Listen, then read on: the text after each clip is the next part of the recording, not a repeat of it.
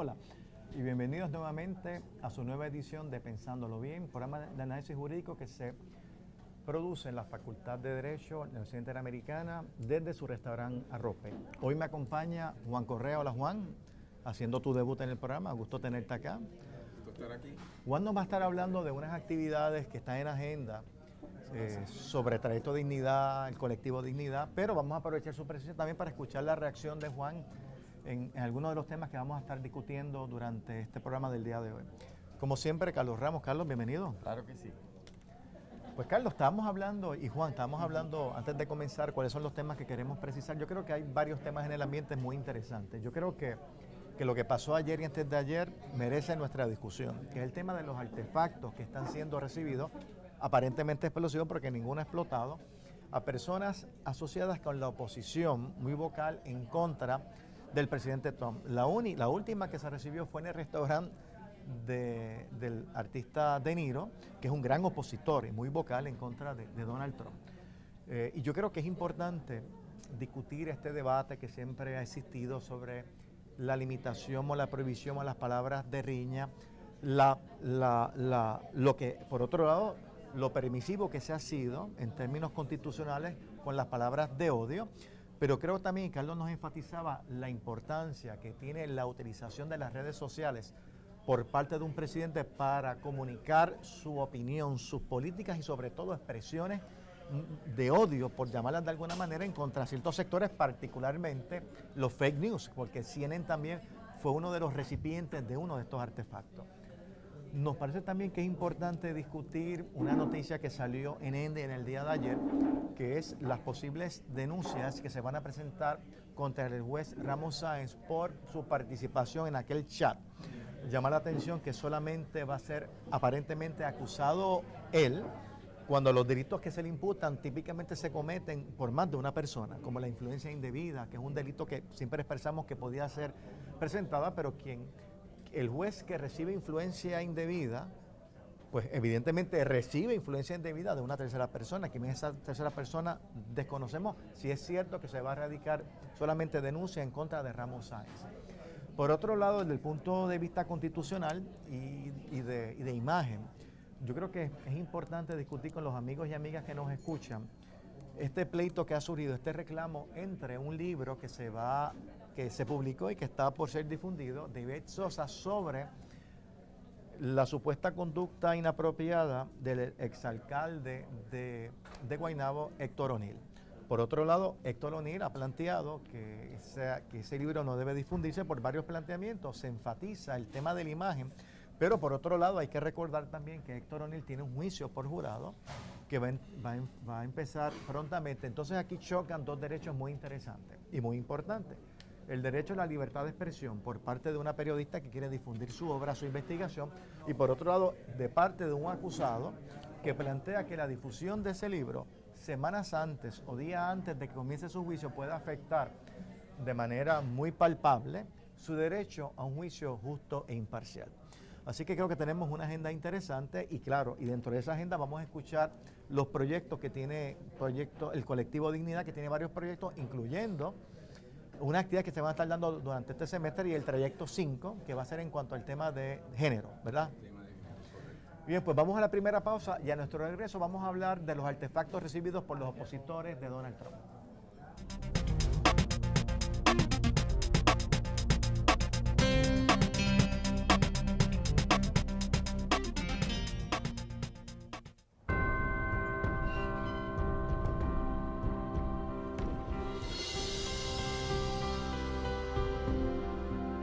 Hace 100 años comenzó a trazarse un camino en San Germán, Puerto Rico. Con bases de fundación sólidas, se fue expandiendo. Buscaba apoyar el desarrollo y preparación del ser humano. Miles de caminantes lo han tomado y a través de cada uno de ellos crece, explora, evoluciona.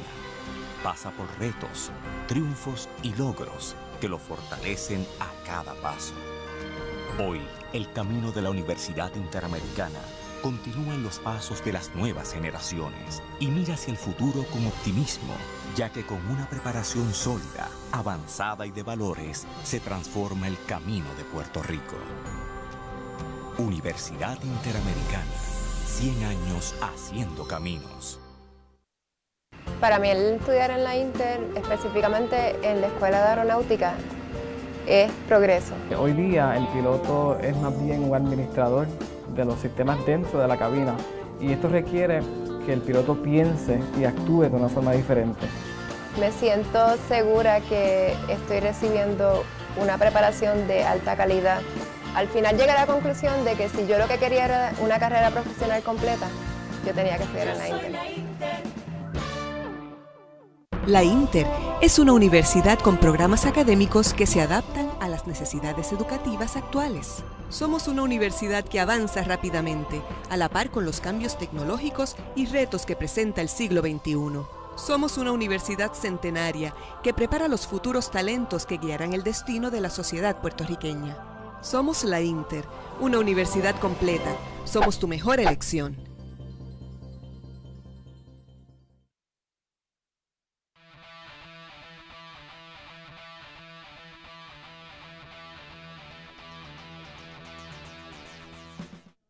Regresamos a Pensándolo Bien desde la Facultad de Derecho, Universidad Interamericana de Puerto Rico. Me acompaña Juan Correa, Carlos Ramos, que les habla Julio Fontanet.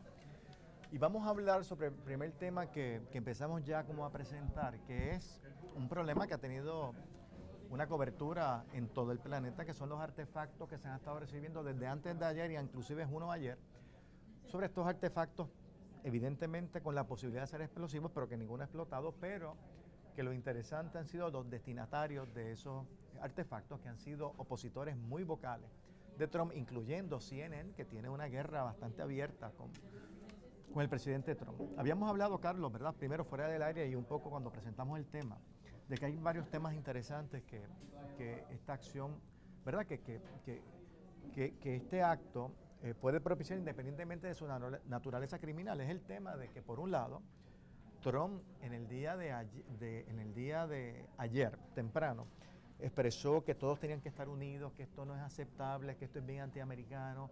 Sin embargo, más tarde, un poco responsabilizó también a través de las redes sociales, esto es culpa de los fake news. Y un poco, claro, el sector, un sector muy manifiesto de la población, particularmente algunos de los que han sido los recipientes de estos artefactos, como el presidente de CNN, ha manifestado, esto es secuela de los comentarios que ha hecho Donald Trump, creando ese ambiente hostil, esas palabras de odio para un sector, inclusive siendo muy permisivo con los neonazis allá en el asunto de Virginia, cuando uno de ellos pues atropelló a una persona y hubo unas manifestaciones y él responsabilizó a ambas partes, cuando uno era unos manifestantes más pasivos, los otros eran los que realmente eran más agresivos. Y ha sido un discurso muy ofensivo de parte del presidente Trump, y era lógico que se esperara algún tipo de reacción. Si es que, porque un poco se aduce de que eso que pasó tiene que ver con ese sentimiento de odio, de molestia, que Trump ha incentivado hacia ese sector. Carlos mencionaba, y Carlos, quiero que elabores un poco sobre eso, porque aparte del discurso jurídico, estrictamente jurídico, del tema de los hate crimes, de los hate speech, que es totalmente constitucional, porque hasta ahora no está prohibido, pero que sí están prohibidas las palabras de riña, por lo que supuestamente pueden propiciar. Yo quiero, como tú bien destacaste fuera del aire, de que es importante y es preocupante la utilización que hace recurrentemente Donald Trump de las redes para difundir un mensaje muy hostil, y cómo ese mensaje, y es la primera vez que un presidente lo hace de esta manera, y evidentemente hay que ver qué relación tiene una cosa con lo otro, Carlos. Sí, bueno, yo creo que lo que sucedió ayer, que es terrible para la nación norteamericana, no es primerizo en el mundo. A través de la historia ha habido ocasiones, y tan reciente como en los últimos años, donde líderes autoritarios, lo que pasa es que no suelen ser líderes de naciones que se llaman a sí mismos democráticas, como es Estados Unidos, que han utilizado su discurso para promover el odio en las poblaciones, y eso ha tenido unos efectos graves sobre el ejercicio de unos derechos fundamentales, como es, por ejemplo, la libertad de expresión. Yo creo, Julio y Juan, que eso que sucedió ayer, hay muchas lecturas que le podemos hacer. incluyendo, por ejemplo, la propia reacción del presidente a eso, que es digno de estudio lo que hizo ayer, lo que va a hacer hoy, y ver cómo enfrenta esa situación y cómo le da la vuelta incluso para usarlo a su favor. Pero el tema inmediato, que yo creo que con gran certeza tú traes, es el efecto que tiene el que el presidente de los Estados Unidos haya estado utilizando las redes, particularmente el Twitter, o sabiendo que está siendo grabado o televisado, lo que dice en sus discursos, que tú sabes que el presidente de Estados Unidos nunca ha dejado de estar en campaña porque es parte de su forma de gobernar. ¿Verdad que el presidente de los Estados Unidos, ser despreciable desde mi punto de vista como lo es, como persona y como funcionario por todo lo que dice y hace, ha llevado, sin embargo, la presidencia de los Estados Unidos a unos contextos nunca antes vistos, que es los reality shows, que es donde él proviene, a una forma de gobernar. Y eso quiere decir que todos los días, por lo tanto, tiene que hacer algo que llame la atención, como sucede en los reality shows. Porque lo que se quiere es que se esté hablando de él, y todo lo que se está hablando, aunque sea algo irracional, eso no importa. En este caso en particular, y mucho tiene que ver con lo que Juan nos va a hablar aquí, hay que recordar que la libertad de expresión es un derecho fundamental en los Estados Unidos, debe serlo en todos los países del mundo, está en la Declaración Universal de Derechos Humanos, es uno de esos derechos que uno lo siente que nacen con la persona, está reconocido, pero del dicho al hecho, aunque está reconocido en Estados Unidos desde 1791, desde que está la Carta de Derechos, la realidad es que no vino a ser ejercido a plenitud hasta que las minorías religiosas, políticas, se tiraron a la calle a reivindicarlo, que es cuando entonces empieza a aparecer la jurisprudencia. Se olvida mucho cuando uno estudia el derecho constitucional, a veces olvidamos que si tenemos jurisprudencia que protege mucho la libertad de expresión en Estados Unidos y Puerto Rico, pues se debe a que las minorías han puesto sus cabezas, como decía Mafalda, han puesto sus cabecitas debajo de las macanas de los policías, porque esos son los que han llevado los casos a los tribunales. Pero eso es un derecho individual. El gobierno no tiene derecho a libertad de expresión. Eso lo ha dicho el Tribunal Supremo de Puerto Rico y lo ha dicho el Tribunal Supremo de los Estados Unidos. Eso es un derecho constitucional de los seres humanos. El Tribunal Supremo de Estados Unidos se lo ha extendido a las corporaciones y a otras entidades jurídicas y a las uniones obreras. Pues porque tienen personalidad jurídica. Y son una institución con personalidad jurídica como es el ente corporativo. Pero el gobierno no tiene derecho a la libertad de expresión. El gobierno lo que tiene es un deber de informar y de comunicar ideas.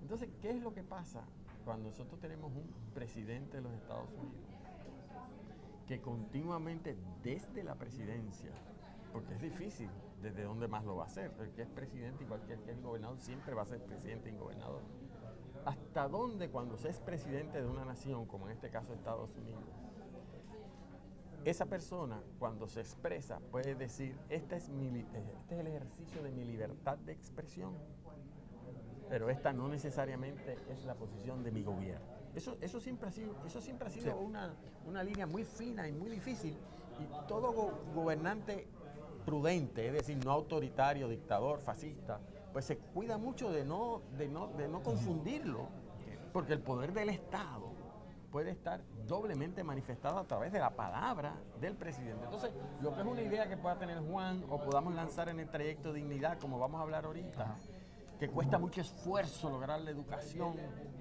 de nuestro pueblo, de su desconocimiento de los derechos civiles, para un presidente de Estados Unidos que domina Twitter, que domina grandes discursos, su efecto, el poder que tiene su palabra, pues es algo importantísimo, porque su palabra, cuando la usa el presidente de los Estados Unidos, como lo estoy usando, no es meramente ejercitando sus pensamientos, es comunicando una política pública. Pero cuando tú lo haces por las redes, o como él lo hace, es casi, y ese es el gran debate que hay hoy día, a una palabra con riña. El que lo escucha, y sobre todo si estamos muy fanatizados, casi puede estar escuchando un comando, una orden como si estuviese al frente, para que haga algo. Bien, Carlos, pero sobre eso, es decir, las palabras de riña pueden ser criminalizadas, es decir, no están protegidas por la Constitución, distinto a las palabras de odio que hasta ahora están protegidas. Hay un sector que clama pues porque un poco se revise esa determinación del Tribunal Supremo que la ha permitido, pero tú has dicho que el gobierno no tiene libertad de expresión, pero que el presidente en su función de carne y hueso sí puede expresarse. Ahora, te pregunto. Pero se ajá. puede expresarse, pero uno nunca sabe si se está expresando el ciudadano con derechos o está expresándose el presidente de los Estados Unidos. Pero el porque él ha presidente- decidido confundir las dos cosas. Pero el presidente está inmune a ser penalizado por utilizar palabras de riña, las cuales estaríamos nosotros expuestos a ser penalizados si la usamos. Bueno, el presidente de los Estados, tú me estás preguntando, el presidente de los Estados Unidos, mientras sea presidente de los Estados Unidos, puede ser acusado de delito. No tiene que ser residenciado. Y la Tiene que ser respuesta, residenciado. Ajá. bueno, pero ten cuidado, la respuesta es nadie está por encima de la ley en Estados Unidos, en el caso de Nixon así se ha dicho. El presidente de los Estados Unidos teóricamente puede ser acusado por cometer un delito. Y la consecuencia podría ser residencia. Y eso es un debate, déjame decirte abierto Claro, hoy día, porque claro. nunca ha llegado a esos extremos. ¿Tú me entiendes? Pero yo creo que lo importante aquí es, que es lo que yo creo que no podemos perder de vista, independientemente de ese debate, si en esa circunstancia goza o no inmunidad el presidente, es que lo que está pasando en Estados Unidos es un presidente que está usando su poder, no su libertad de expresión, su poder para lanzar ideas y palabras que ahí sí, que yo creo, contrario a lo que puede suceder con partidos políticos o grupos ciudadanos que a veces reclamamos nuestra libertad de expresión, ahí sí que uno puede usar la frase de que el presidente de los Estados Unidos está usando la palabra como un arma, como un weapon. Weaponizing, se está diciendo en Estados Unidos. ¿Por qué? Bueno, por el contexto cultural, la forma en que está Estados Unidos. ¿Cómo no iba a esperarse que más temprano que tarde? Y yo parto de la premisa de que la probabilidad es bien alta de que esto haya sido ocasionado por ese ambiente que han creado el presidente de los Estados Unidos al utilizar las palabras como arma y como forma de agredir desde el poder que le da la presidencia. Yo parto de esa premisa, pues tú sabes que también está la teoría de algunos que dicen que eso también está fabricado porque el presidente lo necesitaba para sobre eso construir ahora incluso a su favor, porque los que gobiernan hoy Estados Unidos sin duda son de inteligencia superior. Eso lo que creen lo contrario están equivocados. De inteligencia superior al servicio de la maldad. Del servicio de la maldad. El Papa usa una frase que a mí me gusta mucho, que es, en términos puertorriqueños, me disculpan los creyentes, que yo soy uno de ellos, es que el diablo está suelto y está habitando en Casablanca. Y entonces, pues, hay que tener mucho cuidado. Y yo creo que ese es el gran tema ahora, buscar la relación causa-efecto. ¿Recuerda? Ese presidente la semana pasada, en uno de esos visitas que él hace en su campaña política, toma un individuo que había agredido a un periodista y le había metido una pescozada. Lo acerca, lo alaba, lo abraza y le dice, un individuo que es capaz de hacer lo que él hizo físicamente contra ese periodista, enemigos del pueblo, tiene que ser un gran tipo. Y ante un discurso ante los policías que le estaba dando, dice, miren, oficiales, cuando ustedes arrestan a una persona, yo he visto que ustedes son muy comedidos, que cuando lo van a montar en el carro le ponen su mano sobre la cabeza para que no se achueque. Déjenlo que se achueque. Tú no puedes hablar así siendo presidente. Ahora, Juan, sé que escuchabas a Carlos y fíjate, cuando oíste la noticia de lo que había pasado, y todavía siguen apareciendo más artefactos, ¿te sorprendió? Pues mira, yo realmente comencé a recordarme de eventos que ya hace unos cuantos años se dieron precisamente, donde comenzaron a aparecer artefactos no solamente con explosivos, sino con talco que supuestamente era veneno, ¿verdad? O materiales realmente químicos, ¿verdad? Yo creo que lo peligroso de todo esto, como Carlos muy bien apunta, es que tenemos, la nación norteamericana tiene un presidente que está apostando, ¿verdad? Y ha movilizado muy bien la derecha, la ultraderecha en los Estados Unidos. Hoy en día es obvio, ¿verdad? Cómo han surgido con mayor fuerza los grupos como los skinheads, el Ku Klux Klan y otros grupos de derecha, ¿verdad? Y por otro lado, cómo el gobierno, a través de una serie de medidas que ha tomado muy estratégicas, ¿verdad?, para impedir el derecho al voto, porque recordemos que ahora vienen unas elecciones en noviembre. Yo creo que no hay duda de lo que se está hablando ahora, cómo estos eventos impactan ese proceso electoral en los Estados Unidos. Algunos dicen, no, lo va a perjudicar al Partido Republicano y a Trump, ¿no? Todos estos eventos. Pero no podemos perder de vista de que, y esto salió en el informe de Philip Alston recientemente, ahora en julio, el impacto de todas las enmiendas a la ley electoral de 1965, que han puesto una serie de restricciones al ejercicio del derecho al voto, donde la mayoría de las personas pobres son afectadas, y muchas de esas personas que realmente tendrían, uno pensaría, el deseo de manifestar su indignación a través del voto, no lo van a poder ejercer, porque cientos de miles de personas en los Estados Unidos no van a poder ejercer ese derecho al voto por las exigencias que se hacen ahora para el ID, las identificaciones que tienen ahora unos requisitos, unas exigencias de cumplimiento. Entre ellas, no se pueden tener multas de tránsito para que se les expida esa identificación, y esto lo relata Philip Alston en su informe de hace unos meses, de junio, a finales de julio. No tener deudas en el peaje. No pueden tener, sí, o sea, si tienes multas o deudas no te van a expedir, y eso es lo que está pasando en Estados Unidos, y eso es lo que va a pasar aquí, porque van a establecer esas restricciones aquí, porque se está considerando utilizar la licencia como el método idóneo para poder ejercer el derecho al voto. Así que es interesante, porque yo creo que Trump ha logrado movilizar un sector de la población sumamente peligrosísimo, ¿no? Que ha sido muy activo, muy inteligente en términos, ¿verdad?, de activismo político, en términos de movilización política, y que obviamente apuesta, ¿verdad?, a apoyar, ¿verdad?, toda esta locura de gobierno que evidentemente pues continúa apostando al estado de excepción, porque no podemos hablar de un estado de derecho desde hace mucho tiempo, ¿no?, en Estados Unidos, al igual que en Puerto Rico, ¿verdad? Pero yo creo que, como decía Carlos, todos estos eventos, Trump muy bien dentro de esa locura que lo caracteriza, lo podría realmente utilizar a su favor. Aunque parezca una locura.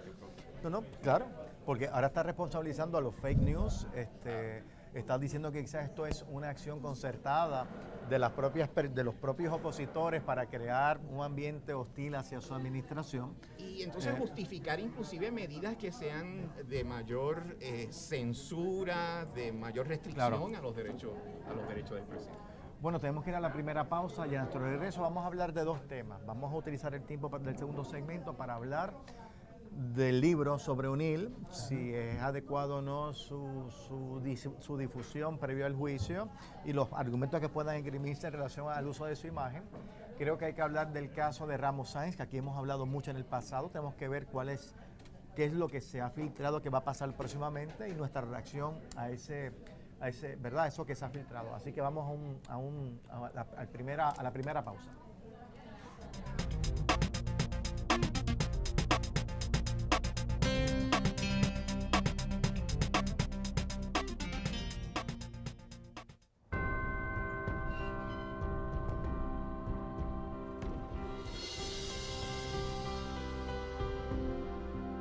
Hace 100 años comenzó a trazarse un camino en San Germán, Puerto Rico.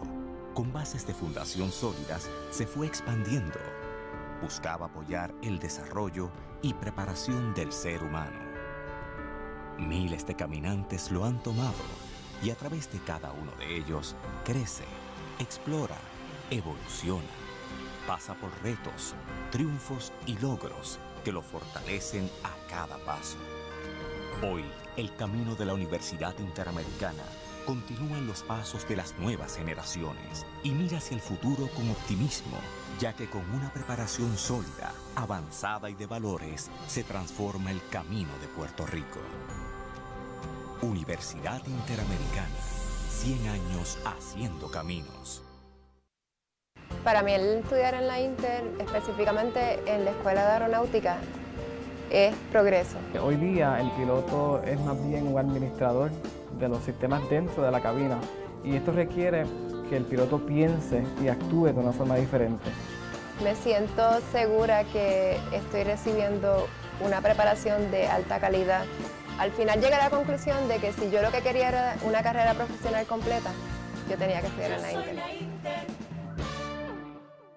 La Inter es una universidad con programas académicos que se adaptan a las necesidades educativas actuales. Somos una universidad que avanza rápidamente, a la par con los cambios tecnológicos y retos que presenta el siglo XXI. Somos una universidad centenaria que prepara los futuros talentos que guiarán el destino de la sociedad puertorriqueña. Somos la Inter, una universidad completa. Somos tu mejor elección.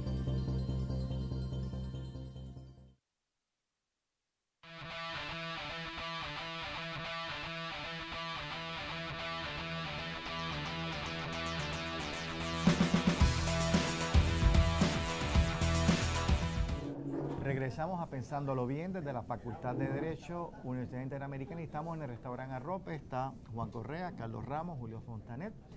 Este es el tercer segmento. Vamos a hablar de dos temas porque queremos que el último segmento sea para las actividades que Juan va a compartir con los amigos y amigas que nos escuchan. Vamos a hablar sobre una controversia que no ha sido muy discutida en los medios, pero nos parece que tiene muchos temas que pueden discutirse desde el punto de vista jurídico, y es el libro que ha publicado la periodista Ivette Sosa sobre el alcalde o exalcalde Héctor O'Neill, que es la misma persona que tiene pendiente un juicio sobre delitos muy serios como agresión sexual, y un poco la temática del libro gira en torno a la supuesta conducta de Héctor O'Neill, la cual es imputada en ese proceso. Ha habido varios reclamos, uno sobre el tema de la imagen, pero desde el punto de vista constitucional, yo creo que lo que es fascinante en algún momento discutir sobre ese escenario donde hay un juicio pendiente que se va a ventilar por jurado, es decir, tú vas a ser juzgado por tus pares, y simultáneamente, o por lo menos unas semanas antes, sale un libro precisamente que discute las denuncias que el Estado tiene que probar. Un libro que por la temática, pues yo estoy seguro que va a ser de mucho interés para muchas personas, particularmente posibles candidatos a jurado. Ahí coinciden dos derechos importantísimos: el derecho a la libertad de expresión y el derecho que tiene todo acusado un juicio justo e imparcial. Carlos. Sí, es que efectivamente el caso del alcalde de Guaynabo, que está acusado de unos actos terribles y despreciables, particularmente contra la mujer, yo creo que en su día iba a merecer un libro. El tema es si este es o no el momento. Pero surgen varias cuestiones que me gustaría apuntar sobre lo que usted dice. En primer lugar, no se trata de un libro sobre las imputaciones del alcalde por prensa amarilla.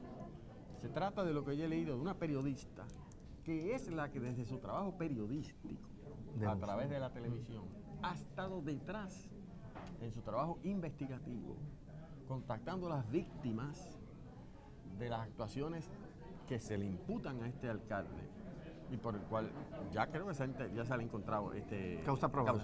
O sea que ya no es meramente una discusión abierta, y donde en gran parte se dice que la maquinaria del Estado se movió por el trabajo de la investigación periodística de Ivette Sosa. Y por lo tanto estamos hablando de un libro que recoge una investigación periodística sobre un tema de extraordinario interés público, sobre una figura pública muy reconocida y muy poderosa, pero que trata sobre su conducta privada, en este caso de naturaleza sexual, mientras ejercía como alcalde, y no en su vida privada aislada, porque esto no es unas imputaciones de lo que sucedía en su familia. Así que ahí es que está, me parece, lo primero lo noticioso y lo interesante de esto. Ahora, tal y como se han dado los eventos, en el momento en que se presenta el libro, que se presentó de hecho ayer, si no me equivoco, efectivamente, como tú planteas, públicamente creo que hay dos issues de naturaleza constitucional que se han estado planteando. El primero, que yo creo que es el más importante, que como tú bien dices, aún el acusado del delito más horripilante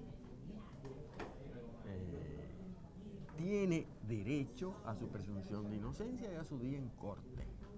Y que el Estado pruebe, no por lo que dicen los periódicos, sino con prueba, más allá de dudas razonables, que esas acciones despreciables y de delito, particularmente de naturaleza sexual, se pruebe. Ese es el deber del Estado. Y esa es la presunción que tiene. Y tiene derecho a ser juzgado, en el caso de delito grave, como tú lo conoces mejor que yo, por un jurado imparcial. Entonces aquí viene siempre el eterno dilema de hasta dónde llega la labor de la prensa, hasta dónde llegan los poderes privados sobre un issue de interés público, una figura pública, a informar sobre el proceso, sobre la investigación y todo lo que indaguen, mientras se está dando el proceso de naturaleza criminal. Y cómo se puede ver afectado ese derecho que él tenga a un juicio imparcial.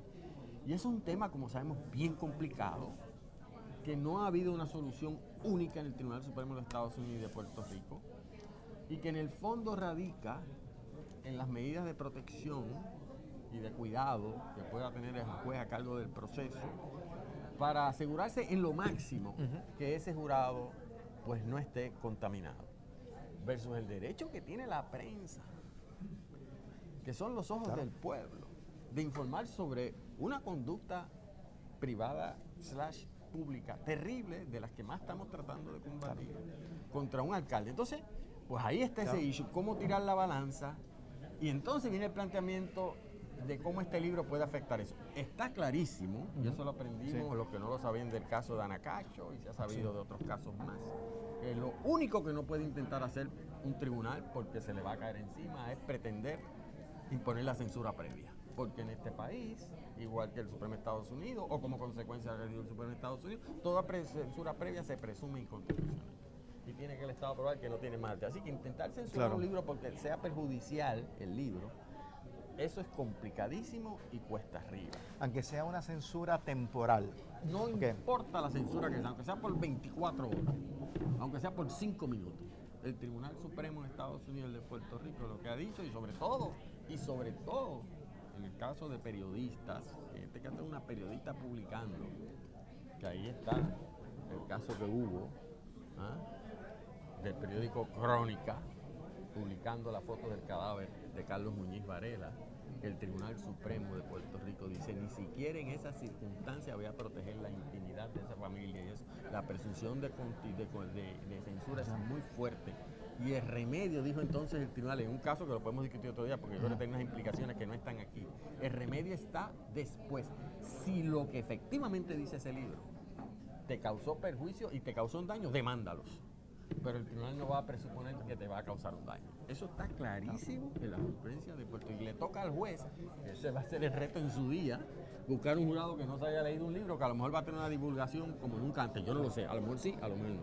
Entonces está por otro lado el tema, que creo que también está discutido, que no lo voy a abundar ahora para que ustedes puedan seguir comentando, de que en este caso también aparentemente el perjudicado de la publicación, el exalcalde, está reclamando que la portada del libro tiene una foto de él y que él tiene conforme la ley, y hay una ley en efecto en Puerto Rico del 2011 que así lo establece, recogiendo jurisprudencia del Tribunal Supremo de Puerto Rico de protección de la autoimagen, y que aún él como figura pública tiene derecho a que esa foto no se utilice. Y eso es un issue constitucionalmente más fronterizo, pero de todas maneras lo interesante es que se informó ayer que la periodista decidió quitar la foto voluntariamente, para Claro. evitar ir O sea, que no hay un hecho en cuanto al contenido, era un hecho en cuanto a la portada. Aparentemente eso también, pero eso ya se eliminó porque ella decidió poner otra foto. Hubiese sido un hecho constitucional interesantísimo, a la luz de lo que dice la ley de autoimagen y el derecho de ella versus el derecho de autoimagen que tiene. Pero esa sangre no llegó al río. Esa imagen está protegida si ella está obteniendo un beneficio. No está vendiendo el libro. Siempre, Está vendiendo el libro. obviamente Tiene que ser siempre, claro, la ley de autoimagen. Y aquí el libro no se está distribuyendo gratuitamente. Que a lo de lo que has planteado, si el tribunal en su momento, bajo el argumento de que afectaba su derecho a juicio, el derecho a juicio justo e imparcial que tiene O'Neill, evidentemente se hubiera inclinado en esa balanza de intereses a favor de la libertad de expresión. En cuanto a la censura previa del libro. Entonces, claro, lo que le quedaría entonces a los abogados de O'Neill, porque hay que reconocer que tiene un derecho a un juicio justo e imparcial, es como mitiga el efecto que produce la difusión de ese libro. Bueno, en Pueblo versus Mercado, que es el caso leading en cuanto a este tema, el Tribunal Supremo ha establecido un catálogo de alternativas, como por ejemplo secuestro del jurado, instrucciones de que no pueden leer nada sobre el caso o identificar quién ha leído algo sobre quién leyó el libro y excluirlo. Se pueden aumentar el número de recusaciones perentorias, se pueden hacer un proceso de desinsaculación individual. Es decir, hay muchas medidas que mitigan. Claro, cuando tú eres figura pública y eres acusado, es inevitable la publicidad excesiva que irremediablemente va a tener tu caso. Lo otro interesante es cómo mitigamos el patriarcado, ¿verdad? En la ideología, ¿verdad? Que prevalece en esta sociedad. Es interesante que eso no lo podemos realmente, no podemos utilizar unos mecanismos, ¿verdad? Para limitar el efecto que tiene en la cultura, ¿verdad? De la sociedad puertorriqueña, todo este aspecto de sexismo, ¿verdad? De machismo, que tiende a condonar ese tipo de actuaciones tan, ¿verdad? Repugnables, ¿verdad? Que Claro. no hay duda. Mira, es deseo. complicado. De paso, no solo porque el tema es efectivamente, como tú dices, un tema de impacto en la sociedad. O sea, lo digo porque es interesante. Aldafacio, cuando define derecho, dice no solamente el componente normativo formal, el componente institucional, es el componente político-cultural. O sea, ese jurado que está allí, viene ya con toda una concepción y una visión de mundo, ¿verdad? Que hasta cierto punto inclina a favor de esas actuaciones tan terribles que cometidas por esa persona, ¿verdad? Y es interesante porque de eso realmente hace falta hacer mucho más en esta sociedad para tratar, ¿verdad?, de cambiar esa concepción. Déjame cambiar rápidamente el tema porque quería discutir, aunque sea presentar unas preocupaciones sobre lo que se hizo público ayer en ENDI, que va a haber unas denuncias significativas, más de 10 contra el ex juez Ramos Sáenz, que era el presidente de la Comisión Estatal de Elecciones. Mira, dos preocupaciones. Primero, es que me llamó la atención, y evidentemente yo no conozco los hechos como los conoce el fiscal o los conoce la secretaria de Justicia, pero me llama la atención que a la luz de los hechos que uno puede anticipar que a ella le van a imputar, me sorprende que pueda ser acusado solamente. Es decir, sin que haya otro coautor o otra persona que haya participado de la conducta delictiva. Porque si a él se le acusa de lo que yo anticipo, que es influencia indebida en una función adjudicativa, bueno, pues yo recibí influencia indebida y la utilicé en mi adjudicación. Pero entonces, ¿quién fue el que me trajo esa información? Porque a la luz del chat uno podría inferir a algunas de esas personas que han sido en teoría exoneradas según la información que da, que hace pública la oficina del fiscal especial independiente. Eso me preocupa. Por otro lado, han surgido unas expresiones muy críticas en contra de la Secretaría de Justicia, porque ella sí reclamó que ella era víctima de una especie de obstrucción a la justicia por parte de unas personas a las cuales ella refirió al FEI y que aparentemente han sido exonerados. Digo aparentemente porque no ha habido, o sea, aquí son cosas que se han difundido muy parcialmente. Eso ha provocado muchas críticas. Esa de justicia que yo creo que son injustas, porque para mí fue muy loable que la Secretaría de Justicia, cuando se sintió que la estaban manipulando o de alguna manera quería obstruir su gestión investigadora, lo denunciara públicamente. Yo creo que fue muy loable. Entonces, hoy en una entrevista a la directora del panel, Nidia Coto Vives, surge que hay una investigación paralela en este caso y que supuestamente la persona que se está investigando es la Secretaría de Justicia. Ahí me sorprende mucho porque yo he tenido unas grandes discrepancias de visión en cuanto a la Secretaría de Justicia. Pero me parece a mí que Wanda Vázquez es una persona seria, una persona honesta, incapaz de incurrir en algún tipo de conducta delictiva. Entonces, lo que me preocupa de todo esto es que, aunque yo también siento un gran respeto por la oficina del FEI, que ustedes recordarán que surge como secuela de los casos del Cerro Maravilla, que ha sido una oficina de casos difíciles, pero con un historial honorable, que tiene fiscales de todas las ideologías, por lo menos que uno pueda identificar de los que uno conoce, son fiscales muy serios, de mucha experiencia. Se plantea esto en estas circunstancias y que todo esto se da dentro de un mismo partido político. No sé si esto es reflejo de las mismas pugnas internas, pero desde el punto de vista estrictamente jurídico, a mí me preocupa de que solamente haya una acusación y que ahora, de momento, una de las víctimas, de momento esté siendo acusada. Y esa víctima no es nada menos que la secretaria de Justicia. Sí, bueno, aunque tú comentas efectivamente que aquí hay un issue de pugna interna partidista, que estamos tratando de separarla del análisis estrictamente jurídico-constitucional, yo tengo la impresión, y yo creo que es terrible para el país, porque lo que se imputó en ese chat no solo se llevó por el medio de la integridad de la rama judicial o uno de sus miembros, sino se llevó por el medio las figuras más cercanas al gobernador de Puerto Rico. Secretario de la Gobernación. Y que produjo la renuncia de sus principales asesores. Por lo tanto, esto que estaba planteado y que sigue planteado, me parece a mí, que es un issue para el Estado de Derecho en Puerto Rico, de las poquitas cosas que controlamos, que es que las decisiones se tomen conforme ley, por ejemplo, dentro de las ramas ejecutivas, pues es muy seria. Entonces, ¿por qué comento esto, Julio, a lo que tú has señalado? Porque yo creo que aquí va a ser inevitable separar los dos temas.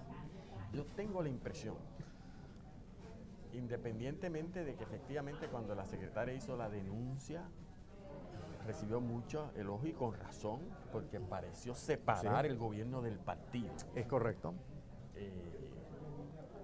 Inevitablemente. Y por otro lado, el panel, el FEI siempre ha estado en controversia, pero el FEI se creó precisamente para estar por encima también de esas influencias político-partidistas. Y sobre todo el FEI, que es algo más que los miembros del FEI. Son los abogados que investigan, que se trata de que sean figuras reconocidas en el país, independientes. Yo creo, y voy a hacer una frase pueblerina, que el problema aquí es uno que hay que ver entre blancos se entienden. Es decir, yo creo que aquí hay en estos momentos, detrás de esa tragedia para el Estado de Derecho, esos actos de corrupción de ese juez, de ese uso de gobierno para partidismo, que desgraciadamente está ahí planteado y el país no tiene una respuesta clara. Nosotros hace tiempo que tenemos la respuesta clara de qué fue lo que hizo ese juez, porque ya la rama judicial, en lo que le correspondía a la rama judicial, limpió su casa con una investigación completa, que fue la primera que concluyó, que es lo que yo siempre anticipé, de todo lo que había hecho esta persona que se desvió de todos los cánones de ética judicial, incluso aparentemente también está cometiendo delitos como dijimos hace tiempo. Esa no es la casa que todavía hay que limpiar. Acusar otra vez al juez de los 16 delitos que se le imputan, que merecido a lo mejor los tiene, es seguir esparrachando a la cucaracha y que todos sigamos entretenidos en ese esparrachamiento. Yo creo que aquí hay mucho más detrás y que esa pugna interna que tienen en ese partido político, donde también hay que buscar la dimensión del presidente del Senado, que también tiene sus cañones, con razones justificadas o no, con la secretaria de Justicia, de que desgraciadamente la víctima más grande que hay aquí, que pensábamos que era la rama judicial, que sea la desgracia de lo que nos sucedió con lo que hizo el juez para lo que es el Estado de Derecho en esto, la desconfianza en las instituciones, la víctima otra vez puede que sea la verdad. Y entonces tendremos que estar bien pendientes, porque eso sí que es trágico, porque lo que sucedió aquí fue de una magnitud realmente que merece que fuera visto fuera de cualquier crisol y que pudiéramos ni siquiera levantar sospechas de que no se vaya a encontrar la verdad. Pues bueno, tenemos que ir a una pausa y a nuestro retorno con el último segmento, Juan, nos vas a hablar de los proyectos que tiene el colectivo Dignidad. Así que regresamos inmediatamente.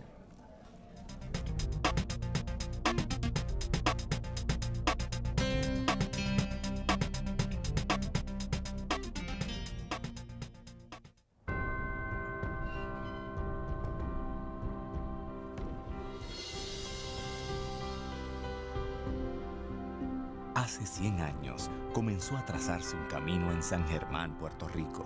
Con bases de fundación sólidas, se fue expandiendo. Buscaba apoyar el desarrollo y preparación del ser humano. Miles de caminantes lo han tomado y a través de cada uno de ellos crece, explora, evoluciona, pasa por retos, triunfos y logros que lo fortalecen a cada paso. Hoy, el camino de la Universidad Interamericana continúa en los pasos de las nuevas generaciones y mira hacia el futuro con optimismo, ya que con una preparación sólida, avanzada y de valores, se transforma el camino de Puerto Rico. Universidad Interamericana, 100 años haciendo caminos.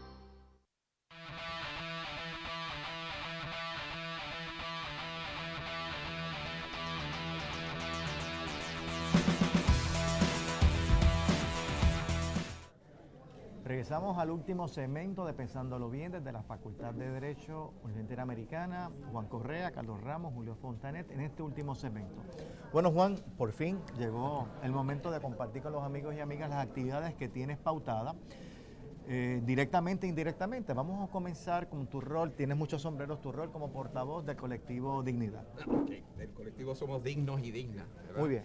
Pues el colectivo Somos Dignos y Dignas, precisamente en esta semana pasada, tuvo su reunión para la organización del 5º recorrido a nivel nacional, que se va a conocer como Trayecto Dignidad 5, que en esta ocasión va a tener como tema de investigación el tema del patriarcado, la violencia por razón de género. Así es que taller hay en Puerto Rico, muchos talleres, evidentemente. Muchísimos talleres. Ustedes saben que ya inclusive está circulando por la prensa y los medios de comunicación cómo ha empeorado la situación de la violencia después del huracán.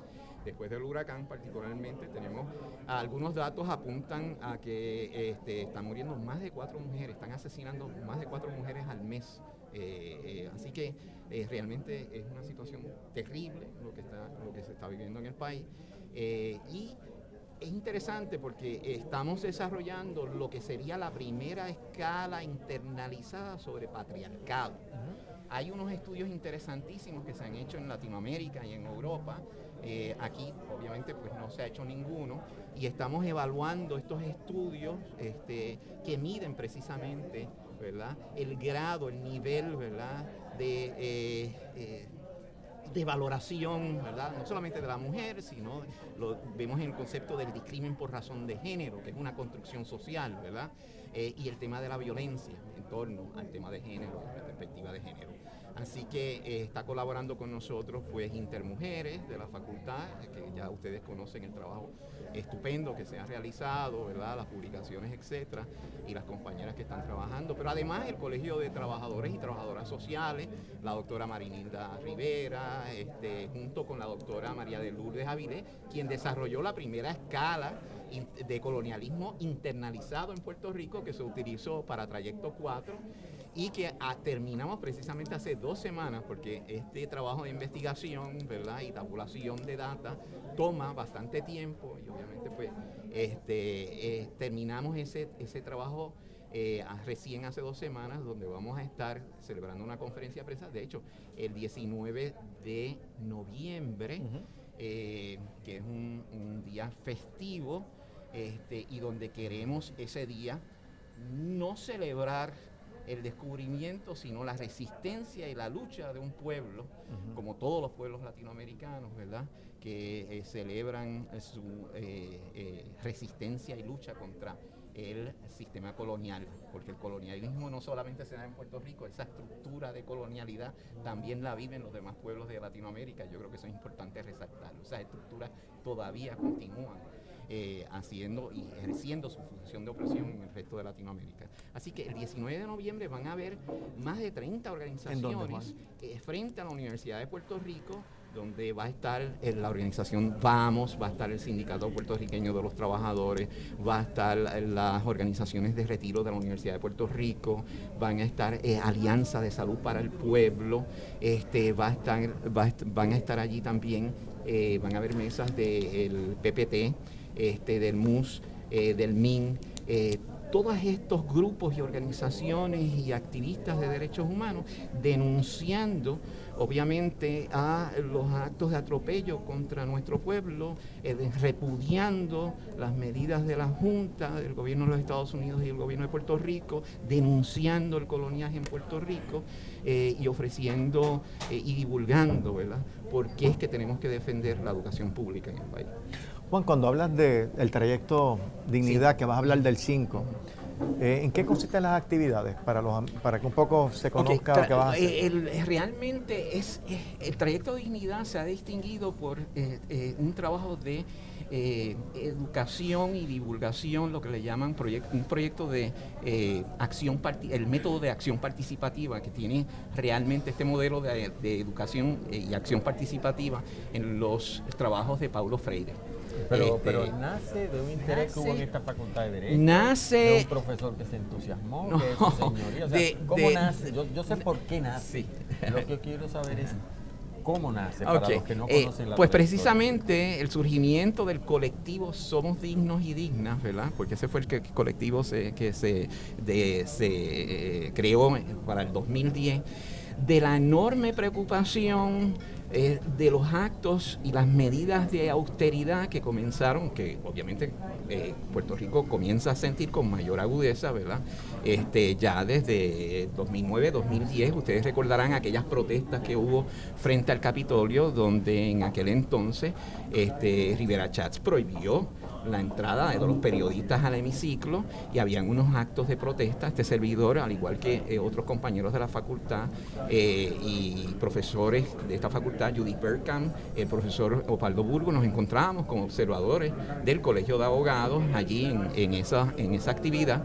Y como ustedes saben, el 30 de junio del 2010 ocurrió que la policía le dieron órdenes para irrumpir y macanear y censurar y violar los derechos de expresión, de asociación de todas las personas que estaban allí, lo que culminó con una acción civil en daño y violaciones a los derechos civiles en el Tribunal Federal, en un caso que terminó en una transacción judicial, que es importante decirlo, ¿verdad?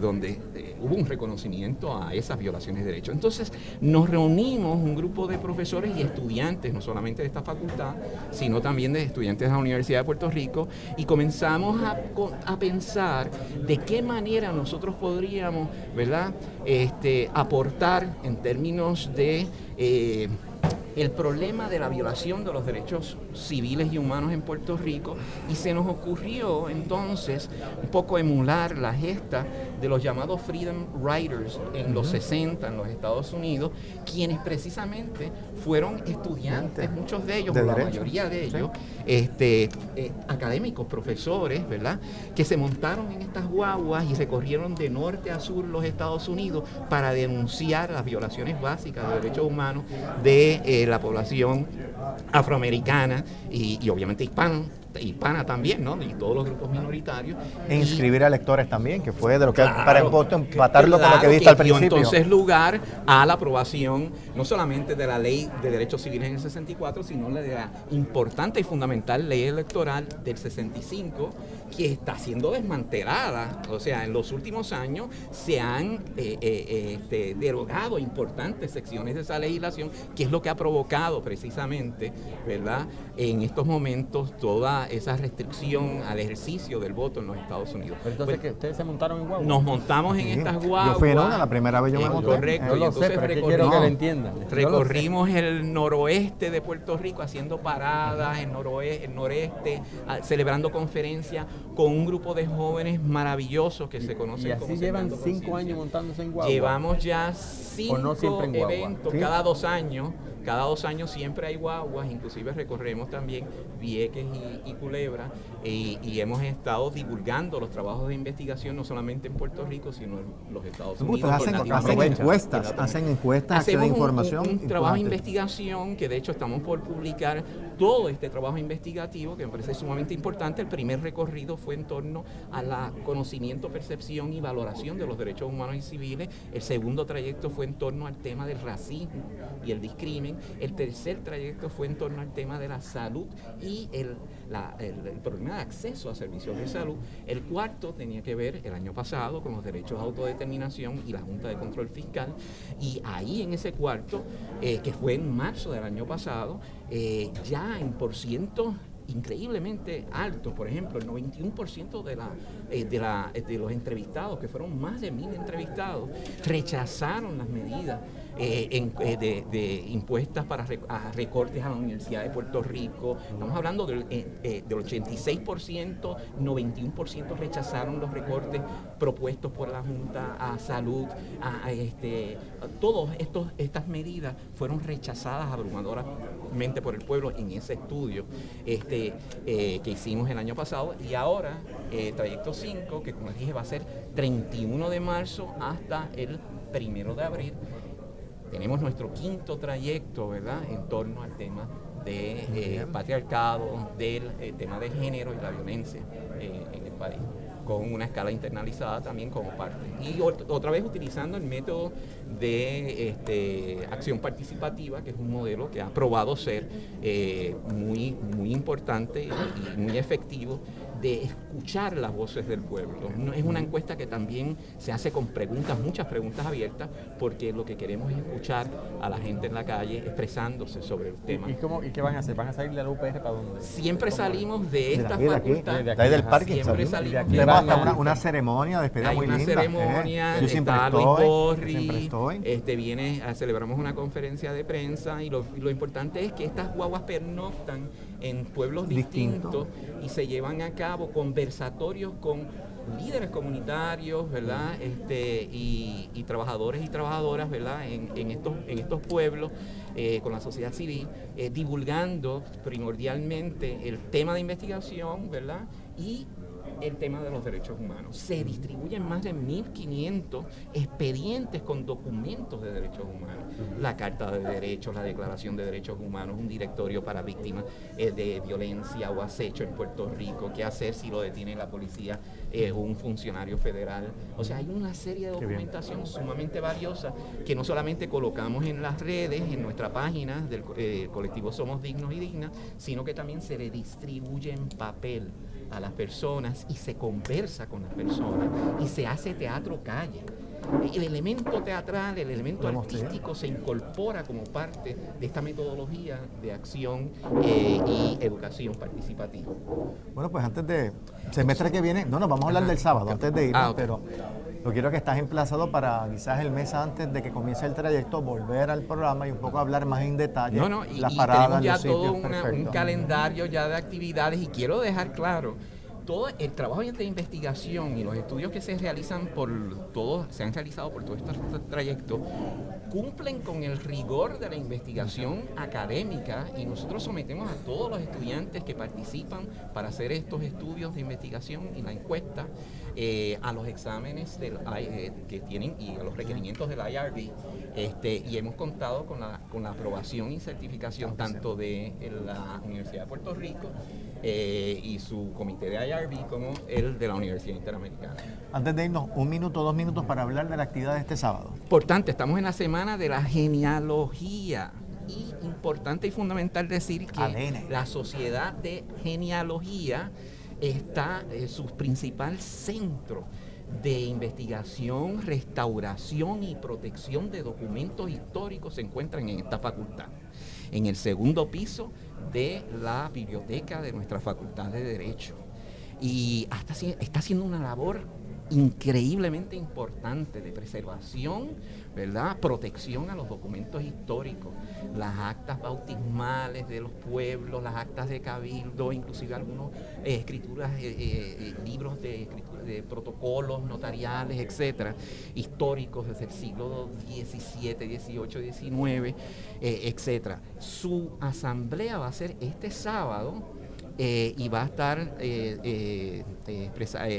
declarando, haciendo la proclama de la Semana de Genealogía, y va a presentar una serie de conferencias muy importantes, entre ellas la conferencia sobre la historia de los huracanes en Puerto Rico por Luis Caldera Ortiz, a 100 años del terremoto del 11 de octubre de Mayagüez de 1918 por Daniel Mora Ortiz, el huracán San Narciso, estragos y catástrofes en Sabana de Palmer por la doctora Norma Feriberti, una ponencia sobre investigación de ADN por Debra Pagán, que se titula ¿Quién soy yo?